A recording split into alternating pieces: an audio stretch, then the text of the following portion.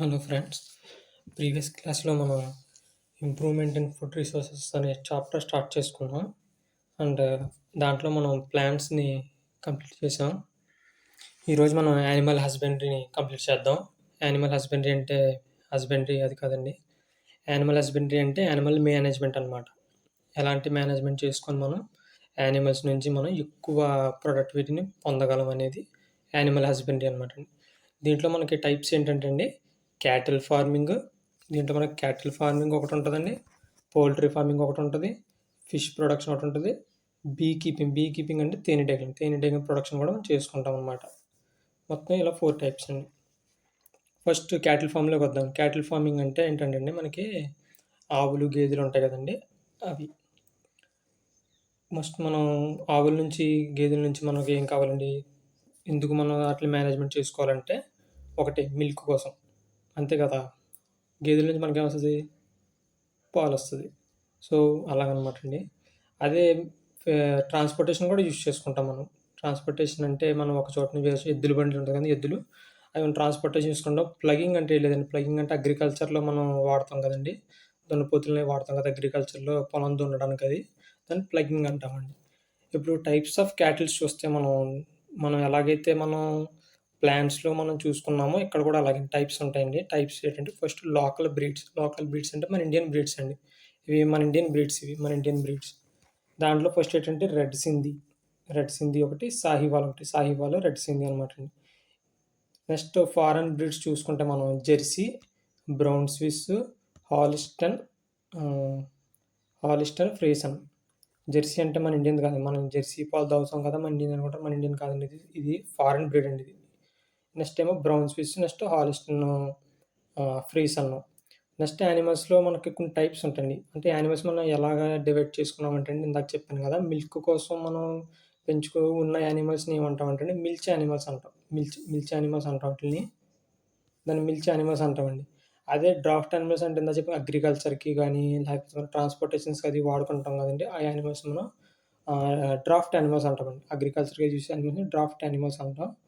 Next మనం ప్లాంట్స్లో ఎలాగైతే breeding అనేది స్టార్టింగ్లో చేసుకున్నాం కదా, ప్లాంట్స్లో మనకి క్రాప్ వెరైటీ చేసుకున్నాం కదా, ఒక మొక్కని వేరే మొక్కతో క్రాస్ చేయించి మనకి ఒక కొత్త మొక్కని కనిపెట్టాం కదండి, అలాగే మనకి దీంట్లో కూడా క్రాస్ బ్రీడింగ్ అనేది ఉంటుంది. ఎందుకు క్రాస్ బ్రీడింగ్ అవసరం అంటే ఏంటంటే, ఇప్పుడు మనం పైన డిస్కస్ చేసినట్టు సాహివాల్ ఉంది కదండి, ఇది మన ఇండియన్ బ్రీడ్ అండి. ఇది మనకి దీనికి పాలు అనేవి ఎక్కువ రావండి, ఎక్కువ రావు. కానీ దీనికి ఉన్న అడ్వాంటేజ్ ఏంటంటే, ఇది డిసీజ్ అనేవి దీనికి బేగా రావు, రోగాలు అనేవి దీనికి బేగా రావు. అలాగే ఫారెన్ బ్రీడ్స్లో ఫ్రీస్టన్ ఉంది కదండి, ఇది ఏంటంటే అండి, పాలు ఎక్కువ ఇస్తుందండి, చాలా పాలు ఇస్తుంది. దీన్ని లాక్టేషన్ పీరియడ్ అంటాం, దాన్ని పాలు ఎక్కువ ఇచ్చేదాన్ని ఏంటంటే లాక్టేషన్ పీరియడ్ అంటాం. అలాగే పాలు ఎక్కువ ఇస్తుంది. కానీ దీనికి ఉన్న నెగిటివ్ పాయింట్ ఏంటంటే అండి, దీనికి బేగా రోగాలు వచ్చేస్తాయి. చాలా తక్కువ రెసిస్టెన్స్ ఉంటుంది అనమాట, రోగాల రెసిస్టెన్స్ చాలా తక్కువ ఉంటుంది. సో మనం ఏం చేస్తామంటే అండి, దీంట్లో సాహివాల్ తీసుకుంటాం, దీంట్లో ఫ్రీస్టన్ తీసుకుంటాం. ఈ రెండాటిని ఏం చేస్తామంటే క్రాస్ చేస్తాం. ఈ రెండాటిని క్రాస్ చేస్తాం మనం. క్రాస్ చేస్తే మనకి వచ్చింది ఇవ్వండి, ఒక ఫారెన్ బ్రీడ్ తీసుకుంటాం, క్రాసింగ్లో ఒక లోకల్ బ్రీడ్ తీసుకుంటాం, సాహివాల్, ఫ్రీసన్. ఇక చెప్పాను కదా, సాహివాల్ అనేది డిసీజ్ రెసిస్టెన్స్ ఎక్కువ ఉంది సాహివాల్కి. ఫ్రీస్టన్కి ఏమో లాక్టేషన్ పీరియడ్ ఎక్కువ ఉంటుంది, పాలు అనేది ఎక్కువ ఇస్తుంది. ఇది లాక్టేషన్ పీరియడ్ ఎక్కువ ఉంటుంది, పాలు అనేది ఎక్కువ ఇస్తుంది. ఇది దాన్ని మనం క్రాస్ చేసిన తర్వాత మనకు వచ్చిన బ్రీడ్ ఉంటుంది కదా, దాన్ని ఏమిటంటే ఫ్రీజ్ ఫాల్ అంటే, ఇది గుర్తుపెట్టుకుని అడుగుతాడు ఎగ్జామ్ పాయింట్ ఆఫ్ వ్యూలో. ఫ్రీజ్ ఫాల్ అనేది మనం ఒక ఫారెన్ బ్రీడ్ని ఒక లోకల్ బ్రీడ్ని మనం క్రాస్ చేస్తే వచ్చే అవుట్పుట్ మనకి ఏంటంటే ఫ్రీజ్ ఫాల్ అండి. ఇవన్నీ కొన్ని టైప్స్ మనం చూద్దాం. ఇవన్నీ నేను చెప్పాను, ఫ్రీస్టన్, సాహివాల్, ఇక రెడ్ సింధీ, ఇక బ్రౌన్ స్విస్, జెర్సీ, ఇలా అనమాట. ఇవన్నీ ఏమో ఫారెన్ అండి, ఏమో ఇండియన్ బ్రీడ్స్ అండి. ఇవి గుర్తుపెట్టుకోండి, అడుగుతారు లోకల్ బ్రీడ్స్ అని, ఫారెన్ బ్రీడ్స్ అడుగుతారు. ఫారెన్ బ్రీడ్స్ మనం ఎగ్జోటిక్ బ్రీడ్స్ కూడా అంటామండి, గుర్తుపెట్టుకోండి. ఇండియన్ బ్రీడ్స్ ఏమో ఇండిజినస్ బ్రీడ్స్ అంటాం. ఇప్పుడు వాటి నుంచి ఎలాగా బ్రీడింగ్ చేస్తే సరిపోద్దా కాదు కదా, ఎలాగైతే క్రాప్స్లో వెరైటీ చేసుకున్నాం, దాన్ని ప్రొడక్షన్ చేసుకోవాలి కదండి, ఇక్కడ కూడా సేమ్ అలాగే మేనేజ్మెంట్ చేసుకుంటాం. మేనేజ్మెంట్లో ఏంటంటే షెల్టర్ మేనేజ్మెంట్, మరి వాటి ఉండడానికి షెల్టర్ కూడా ఇవ్వాలి కదండి మనం. ఆ షెల్టర్ ఎలా ఉండాలి, ఎప్పుడు క్లీన్గా ఉండాలి, రెగ్యులర్ బ్రషింగ్ చేయాలండి. మన పీరియడ్ మనం ఉంటది కదండీ మనకి. అది మనం రెగ్యులర్‌గా దాన్ని బ్రషింగ్ చేయాలండి. క్యాటిల్‌కి మనం రెగ్యులర్‌గా బ్రషింగ్ చేస్తున్నాం. దాని మీద ఎటువంటి క్రిములు గాని, బ్యాక్టీరియా గాని అలాంటివి లేకుండా ఎప్పటికప్పుడు మనం దాన్ని బ్రషింగ్ చేసుకుంటూ ఉండాలి. నెక్స్ట్ దాని ఫ్లోర్స్ అనేవి డ్రైగా ఉండాలండి. అవి వెళ్తాయి కదండీ! యూరిన్ అది వెళ్తుంటాయి కదా! అది మనం కొంచెం ఫ్లాట్‌గా పెట్టుకోకుండా చిన్న స్లాంగ్ పెట్టుకోవాలండి. అంటే యూరిన్ చేసి గాని వెళ్ళిపోవడానికి ఈజీగా ఉండేలాగా అలా పెట్టుకోవాలండి. అది డ్రైగా ఉండాలి ఎప్పుడు కూడా. సో, వాటిలికి ఏ ఫుడ్డు పెడతామంటే అండి మనం, ఫైబర్ అనేది ఎక్కువ వాడాలి. ఫైబర్ అనేది ఎక్కువ ఎందుకు ఉండాలంటే అండి, అవి పచ్చగడ్డి, ఎండుగడ్డి అలాంటివి తింటూ ఉంటాయండి. దాంట్లో ఏముంటది సెల్యులోజ్ అనేది ఎక్కువుంటదండి. సెల్యులోజ్ అనేది ఎక్కువుంటది. అది చాలా కష్టం డైజెషన్ చేసుకోవడం. మనం తింటే మనం చచ్చిపోతాం. అది సెల్యులోజ్ గాని మనం తింటే మనం చచ్చిపోతాం. మనం డైజెషన్ చేసుకోలేమండి అది. ఓన్లీ యానిమల్స్ మాత్రమే డైజెషన్ చేసుకోగలవు. సో, ఆ డైజెషన్ క్యాపబిలిటీ పెంచడానికి మనం ఏం చేస్తామంటే ఫైబర్ ఫుడ్‌ని ఇస్తాం. ఫైబర్ ఫుడ్ ఏం చేస్తది? డైజెషన్ ఇంప్రూవ్ చేస్తది. మనం జిమ్‌లో కూడా చాలా మంది చూడండి ఓట్స్ అవి తింటూ ఉంటారు జిమ్‌కెళ్ళేవాళ్ళు. ఫ్యాట్ లాస్ అవుదామనుకున్న వాళ్ళు కూడా ఫైబర్ ఫుడ్ ఎక్కువ తింటారు కదా! ఎందుకంటే అండి దాని లోపల ఉన్నది డైజెషన్ పవర్ పెరుగుతదండి. డైజెషన్ పవర్ పెరగడానికి చేస్తుంది. అది దాన్ని మనం ఫుడ్ రిక్వైర్మెంట్‌లో ఇస్తామనమాట మనకి క్యాటిల్‌కి. దాన్ని రఫేజ్ అంటాం దాన్ని. ఫైబర్ ఫుడ్ ఏమంటే రఫేజ్ గుర్తుపెట్టుకోండి ఇది కూడా అడుగుతాడు. ఏ ఫుడ్ మనం ఇస్తామని అడుగుతాడు. అది రఫేజ్ అని గుర్తుపెట్టుకోండి. నెక్స్ట్ డిసీజ్ రెసిస్టెంట్ ఫుడ్ బాగా చెప్పాను కదా! దానికి ఎప్పటికప్పుడు మెడిసిన్స్ గాని, లేకపోతే కొన్ని ఫుడ్స్ ఉంటాయి. న్యూట్రిషన్స్ ఉన్న ఫుడ్ అది పెడుతుండాలండి. డిసీజ్ అని రాకుండా దానికి. నెక్స్ట్ ఇవి కూడా ఈ 2 కొంచెం హైలైట్ చేశాను. ఎందుకంటే ఇవి ఇంపార్టెంట్ అండి. మనం సైంటిఫిక్ నేమ్స్ అనమాట. సైంటిఫిక్ నేమ్స్ ఆఫ్ కౌస్ అంటే ఏంటంటే అండి, బాస్ ఇండికాస్ అంటామండి. బాస్ ఇండికాస్ కౌస్‌ని. అదే బఫెలోస్‌ని అయితే ఏమంటామంటే అండి, బాస్ బుబిలాస్. కౌస్‌నేమో బాస్ ఇండికాస్ అంటాం. బఫెలోస్‌నేమో బాస్ బుబిలస్ అంటాం. గుర్తుపెట్టుకోండి ఇది కూడా అడుగుతాడు ఎగ్జామ్‌లో. నెక్స్ట్ క్యాటిల్ ఫార్మింగ్ ఇక్కడితో అయిపోయిందండి. క్యాటిల్ ఫార్మింగ్ ఇంక ఏమీ లేదు.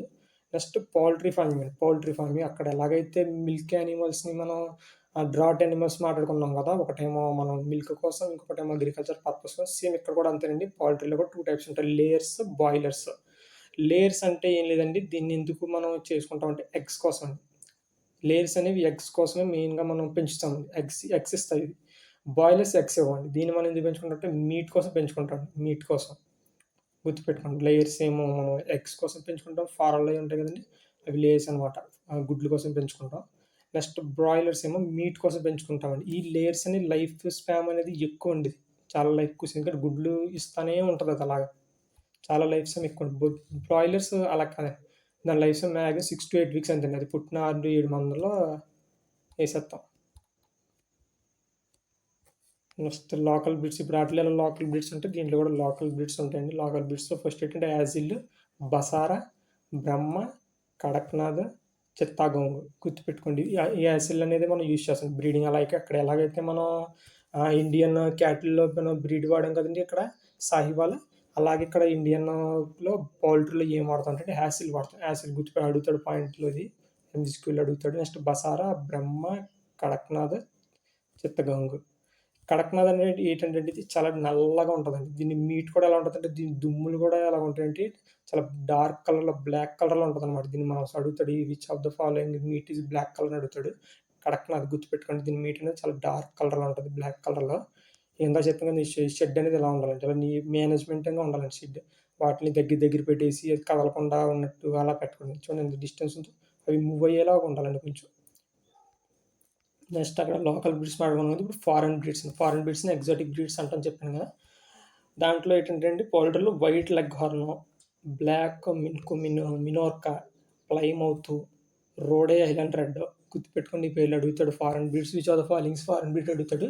ఈ నేమ్స్ గుర్తుపెట్టుకోండి. White Leghorn, black Minorca, Plymouth, Rhode Island red గుర్తుపెట్టుకోండి అది. నెక్స్ట్ ఏంటంటే అండి పౌల్ట్రీ అయిపోయింది. ఇక్కడ ఏంటంటే అండి ఫిష్ ప్రొడక్షన్. పౌల్ట్రీ మనం ఫిష్ కూడా తింటాం కదండీ మనం. ఫిష్ ఎందుకు తింటాం? ప్రోటీన్. చాలా డైజెషన్ అయిపోతుంది. మనం చికెను, మటన్స్ ఆటిల కన్నా ఫిష్ అనేది డైజెషన్ చాలా ఫాస్ట్‌గా అయిపోద్ది. దీనిలో ఒమేగా 3 ఫ్యాటీ యాసిడ్స్ అవి కూడా ఎక్కువుంటాయండి. ఇక్కడ ఫిష్‌లో మనం 2 టైప్స్‌గా పొందుతాం ఫిష్‌ని. ఏంటి ఒకటి క్యాప్చర్ ఫిషింగ్. క్యాప్చర్ ఫిషింగ్ అంటే ఏముందండి అలా సముద్రంలోకి వెళ్తాం. గేలం వేసుకుంటాం, తెచ్చుకుంటాం లేదా ఏసుకుంటాం. క్యాప్చర్ చేస్తుందండి. గేలం వేసి మనం తీసుకుంటాం. నేచురల్‌గా అనమాట. నేచురల్‌గా పెరిగింది. మనం ఏం దాన్ని పెంచలేదు. ఆర్టిఫిషియల్‌గా మనం ఒక చెరువు తవ్వి దాన్నేం పెంచలేదు. క్యాప్చర్ చేసుకున్నాం. ఎలా వెళ్తున్న కాలువలో తీసుకోవడం, సముద్రం నుంచి మనం తీసుకోవడం అలా క్యాప్చర్. రెండో రకం కల్చర్ ఫిషింగ్ అనమాట. కల్చర్ ఫిషింగ్ అంటే మనం ఒక ఏరియా అనేది మనకిస్తాం. Confined area. ఒక చెరువు తవ్వడం, అలాంటివి తవ్వి దాంట్లో పిల్లల్నేసి పెంచుతాం కదండీ! అది కల్చర్ ఫిషింగ్ అనమాట. ఇది మాక్సిమం ఎక్కువ ఈల్డ్ అంటే నిన్న క్లాస్‌లో చెప్పుకున్నాం కదండీ! ఈల్డ్ అంటే ఏం లేదండి. ప్రొడక్టివిటీ అనమాట. ఎక్కువ ప్రొడక్టివిటీ అనేది వస్తదనమాట. మాక్సిమం ఈల్డ్ వస్తది. ఈ కన్‌ఫైన్డ్ ఏరియాల నుంచి. అండ్ ఫిషెస్‌లో కూడా మనకు సోర్స్ ఆఫ్ వాటర్ మీద 2 కేటగరీస్ ఉన్నాయండి. ఒకటి marine fisheries, 2 inland fisheries. Marine అంటే పేరులోనే ఉందండి. మెరైన్ అంటే ఏంటండి సముద్రం. సముద్రం చేపలనమాట ఇవి. ఇన్‌లాండ్ అంటే నార్మల్ మనం చెరువులో పెంచుకుంటాం కదా! అయి ఇన్‌లాండ్ ఫిషెస్ అనమాట. నెక్స్ట్ ఫిషెస్‌లో మనం ఎక్కువ పెంచేయేటండి నార్మల్‌గా అన్ని పెంచుతాం. ఫ్రాన్స్ కూడా ఎక్కువ చెరువులో అయితే పెంచడం. పియర్స్ కూడా పెంచుతారండి. ఈ 2 కొంచెం కాస్ట్‌లీ అండి. ఈ 2 కొంచెం కాస్ట్‌లీ కాబట్టి మనం కన్‌ఫైన్డ్ ఏరియా తీసుకొని పెంచుకుంటాం. ఫ్రాన్స్ కూడా ఒక ఫిష్ అండి. ఫ్రాన్స్ కూడా ఫిషే. షెల్ ఫిష్ అండి ఫ్రాన్స్ అనేది. ఓస్టర్స్ అంటే పియర్లెస్ అండి. మనకి ముత్యాలు తీస్తారు కదా! ముత్యాలు తీసే ఉంటాయి కదండీ! అది ఓస్టర్స్ అంటామనమాట దాన్ని. అవి కూడా పెంచుతారండి. ఇవి కూడా పెంచుతారు మనం సెపరేట్‌గా. ఇంటిగ్రేటెడ్ ఫిష్ కల్చర్ అని హైలైట్ చేశాను కదా! ఇది చూడండి. ఇంటిగ్రేటెడ్ ఫిష్ కల్చర్ అంటే ఏంటంటే యస్టర్‌డే క్లాస్‌లో చెప్పుకున్నాం కదా! మొక్కల్ని మనం క్రాపింగ్ ప్యాటర్న్స్, ఇరిగేషన్ కోసం చెప్పుకున్నాం కదా! సేమ్ ఇక్కడ ఇంటిగ్రేటెడ్ ఫిష్ కల్చర్ అంటే ఏంటండి, మనం పొలంలోనే చేపలు పెంచుతామనమాట. కింద వాటర్‌లో చేపలు పెరుగుతాయి. ఆటోమేటిక్‌గా పైన కూడా పొలాలు పెరుగుతాయనమాట. అది ఇంటిగ్రేటెడ్ ఫిష్ కల్చర్ అంటారు. దీనివల్ల మనకి వాటర్ లాస్ అనేది తక్కువ. ప్లస్ ఏరియా కూడా అవసరం లేదు. సెపరేట్‌గా ఇప్పుడు ఏరియా తీయక్కర్లేదు మనం. ఇప్పుడు మీరు పొలానికి సెపరేట్‌గా ఒక ఎకరం తీసుకోవాలి. ఫిష్‌లు పెంచడానికి ఒక సెపరేట్‌గా ఎకరం తీసుకోవాలి కదా! సో, మనం ఏం చేస్తామంటే ఇక్కడ ఒకే ఎకరంలోనే పొలం వేసేస్తాం. అండ్ దాంట్లోనే కూడా ఫిష్‌లు కూడా పెంచుకుంటాం. దానివల్ల ఆ వాటర్ మొక్కలకి పనిచేస్తది. ఫిషెస్ కూడా పనిచేస్తది. ఇన్‌లాండ్ ఫిషెస్ ఇందాక ఇన్‌లాండ్ ఫిషెస్ అంటే చెప్పుకున్నాం కదండీ! నార్మల్ మన మంచి నీటిలో పెరిగే ఫిషెస్ ఏంటంటే రోహు, కట్ల, గ్రాస్ కార్ప్ గుర్తుపెట్టుకోండి ఇవి. రోహు, కట్ల, గ్రాస్ కార్ప్. ఈ 3 గుర్తుపెట్టుకోండి. అడుగుతాడండి. ఈ 3 అడుగుతాడు. రోహు, కట్ల, గ్రాస్ కార్ప్. ఇగో ఇందాక కడక్నాథ్ చెప్పాను కదా! ఇది కొంచెం చూడండి ఎంత నల్లగా ఉందో. దీన్ని బోన్ కూడా చూడండి ఎంత బ్లాక్‌గా ఉందో. ఇదిగోండి ఇదే ఇంటిగ్రేటెడ్ ఫిష్ కల్చర్ అన్నాం కదా! పైన అక్కడ వరి పంట కూడా అడుగుతారండి మిమ్మల్ని. ఇంటిగ్రేటెడ్ ఫిష్ కల్చర్‌లో ఏ పంట వేస్తారని అడుగుతారండి. ఏ పంట వేసుకుంటారంటే మనం ప్యాడీ అంటే రైస్ అండి. రైస్ వేసుకుంటాం. ఎందుకంటే ఇది ఎక్కువ వాటర్ తీసుకుంటదండి. మనం మాట్లాడుకున్నాం ఆల్రెడీ. ఎక్కువ వాటర్‌ని తీసుకునే పంట ఏంటంటే అండి ఇదే తీసుకుంటది ఎక్కువ పంట. అందుకే వర్షాకాలంలో ఏస్తారు ఇది. ఇగో నెక్స్ట్ కింద చూడండి చేపలు ఎలా ఉన్నాయో. మొత్తం ఇయన్నీ చేపలండి. సో, ఇది ఇంటిగ్రేటెడ్ ఫిష్ కల్చర్ అనమాట. నెక్స్ట్ కాంపోజిట్ ఫిష్ ఇది ఇంపార్టెంట్. ఎగ్జామ్ పాయింట్ ఆఫ్ వ్యూలో ఇదే ఇంపార్టెంట్ బాగా ఫిష్ నుంచి. ఇప్పుడు మనం ఫిషెస్ పెంచుతాము. ఒక్కొక్క ఫిష్ ఒక్కొక్కలా ఇప్పుడు అన్ని ఫిష్‌లని ఒక దాంట్లో ఏసేసామనుకోండి ఏమవుద్ది కొట్టేసుకుంటాయి. ఫుడ్ కోసం కొట్టేసుకోవడం, ఒకళ్ళనొకళ్ళని చంపేసుకోవడం అలాంటివి జరుగుతుంటాయి. సో, దానివల్ల ఏం చేస్తామంటే మనం కొన్ని ఫిషెస్‌లో కూడా కొన్ని టైప్స్ ఉంటాయండి. కొన్నేమో సర్ఫేస్‌లో పైనే ఉంటాయండి కిందకి రావు. కొన్నేమో మధ్యలో ఉంటాయి. ఇటు పైకి రావు, ఇటు కిందకి రావు. కొన్నేమో బాగా కిందే ఉంటాయి. పైకి రావు అస్సల. సో, మనం ఏం చేస్తామంటే ఒక కన్ఫైన్డ్ ఏరియా తీసుకొని పైన సర్ఫేస్ ఫిషెస్ కింద ఏస్తాం. సర్ఫేస్ ఫిషెస్ అండి. క్యాట్లా ఇది బాగా గుర్తుపెట్టుకోండి. క్యాట్లా చాలా ఇంపార్టెంట్. అదే కాలమ్ ఫీడర్స్ అంటే మిడిల్ అండి. ఇది కాలమ్ ఫీడర్స్ అంటే ఇదండి. దీంట్లో ఏం చేస్తాం రోహు ఏస్తామండి రోహు. అదే బాగా కిందనుకోండి మృగాలేస్తాం. మృగాలు కింద ఉంటది. ఇదిగోండి మృగాలు. మృగాలేస్తాం కింద. సో, అలా అనమాట. పైన పైన కట్ల మధ్యలోనేమో రోహు, బాగా కిందేమో మృగలు. ఇలా వేస్తాం అనమాట. ఇవి ఇలా వేసుకోవడం వల్ల ఏంటంటే ఫుడ్ అనేది కరెక్ట్‌గా కొట్టుకోకుండా తింటాయి. మనకు ప్రొడక్టివిటీ కూడా ఎక్కువ వస్తది దీనివల్ల. నెక్స్ట్ ఫిష్ కల్చర్ అయిపోయింది కదా! బీ కీపింగ్ ఎందుకు చేసుకుంటామండి? హనీ కోసం చేసుకుంటాం. హనీ కోసం తేనెటీగలు. అది కూడా మనం చూస్తూ ఉంటాం. బయట వెళ్తున్నప్పుడు అవి పెద్ద ఏరియాలో బాక్సుల కింద పెట్టి దాంట్లో మనం ఆహ్, అమ్ముతారనమాట. తేనెది అక్కడికి చేసి అమ్ముతారనమాట. దాన్ని ఎపైరీ అంటాం. ఇప్పుడు నేను చెప్పాను ఒక ఏరియాలో ఒక బాక్సెస్ అన్నీ పెట్టి ఒక ఆర్డర్‌లో పెట్టి ఆర్గనైజ్ చేస్తారు కదా! దాన్ని ఎపైరీ అంటామండి. ఆ పేరుని ఆ ఏరియాని మనం ఎపైరీ అంటాం. అలా చేయడాన్ని మనం ఎపైరీ అంటాం. దీంట్లో కూడా వెరైటీస్ ఉంటాయండి. ఎలాగైతే ఇందాక మాట్లాడుకున్నామో దీంట్లో కూడా వెరైటీస్ ఉంటాయి. ఏంటంటే ఇండియన్ వెరైటీస్ ఏంటండి ఎపి, సెరీనా, ఇండికా. ఇంకోటేమో ఫ్లోరల్. ఇంకోటేమో డోర్సాటా. గుర్తుపెట్టుకోండి. ఫ్లోరల్ అంటే చిన్నదండి. చాలా చిన్నగా ఉంటది. దీని which of the following little bee అని అడుగుతాడండి. ఫ్లోరల్. Rock bee. ఇదేమో డోర్సాటా. Which of the following rock bee అంటే డోర్సాటా పెట్టాలండి.